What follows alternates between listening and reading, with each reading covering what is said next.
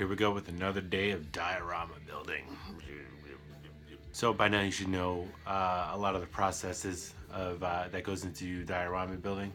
So I'm just going to move ahead as if by this time you would know exactly what I'm talking about. Just give a brief summary when I can about kind of the steps that I took. So the last part, I spray painted the front and back and kind of did what I was hoping to be the last coat of paint, of the overall paint of the diorama. So I went ahead and I did that. Well, I also found out that the Mod Podge that I used to glue down the front of the window actually just would peel off. But when it did peel off, it took off some of the paint. I can't remember if I covered that last time or not. But very happy about that. So I went in and I spray painted just around it. And then on the sides, anywhere there was really kind of like just some little bit of areas that I thought needed some touch up, I ended up just kind of doing a light spray paint on it, and it kind of failed, as you can see here. So now around here, the spray paint has ate into the foam, even though I didn't do heavy as coat as I did up here and around here, and in the parts where I meant for that to happen, and here as well. Same thing happened on this side down here. So I was pretty disappointed with that one around there. I didn't want that much damage around there. I mean, it still looks fine to me, but I don't know. It's just, I feel like it's too much now. And I also feel like I kind of ruined it. I went ahead and just hit it up with the gray paint over that, because there were still some spots which you can't even really see anymore. It's already kind of dried. There's a little bit like up here and down here. Like I said, it's still okay, but it's just, I don't know. It's, like I said, the best way to describe it to me is that it's too much. Now I did also finish up in what I think is done, the frame around the door. I don't think I'm going to do anything down here. I did feel that there's that gap when it goes into the base, just because I didn't mean to cut that out.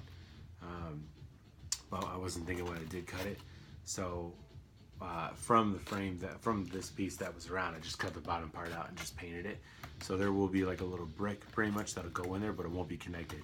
So it turned a 2-piece diorama into a 3-piece diorama, which kind of sucks.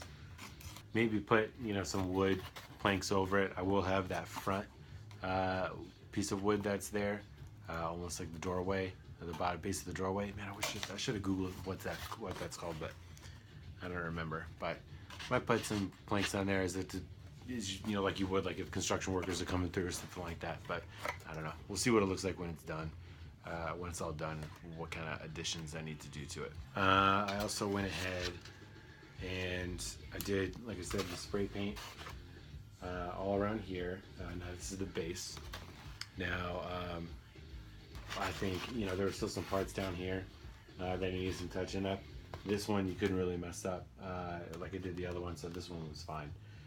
Just did a light coat on it. These right here, these wet spots are just kind of where I needed to touch up. Still have not done anything with this, with the manhole cover or the street. As of right now, it's in 2 different colors. I don't know which one I should make lighter, because I feel like they should both be grays. But right now something needs to change, because the whole thing is way too monochromatic, and it's getting worse as time goes on. So not 100% what to do here. Good news is the blue, I thought, ended up working out really well. This is the whole thing together so far, and I think that kind of pops right there. Not as much as I wanted it to, but it's still it's good enough. Now I did want something here on we needed something to break it up, because it's just too dark and it's too much gray, not enough color, which, you know, it's fine, but I needed something to stand out, and the window I thought wasn't enough. So I went ahead and went with the diner idea, and I made a sign, and that's it right there. Now again, you know, it's just a very basic sign to put through here.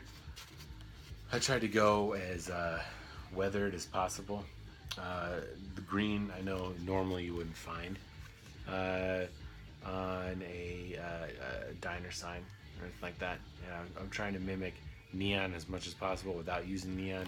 This is neon paint on the front here, on the signs, or the letters. And then it's blue around there, as you can tell. And then green. So it's all kind of contrasting colors. Tried to do, so this right here at the top, destroyed part is actually going to match up to destroyed top right corner of the diorama when you're facing it. And the T, I kind of went for, it's like a falling off thing.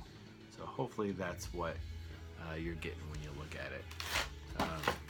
But where it's going to go, pretty much lined up to that. So that's what I'm hoping it'll look like. I need more glue to put it on there. I also kind of thought about doing like a falling down thing, but I think that's too much. So I'm just going to keep it straight on there. And I think that'll be pretty good for that. Yeah, that's pretty much it. I'm going to do everything else off camera. I just kind of want to show where I was at.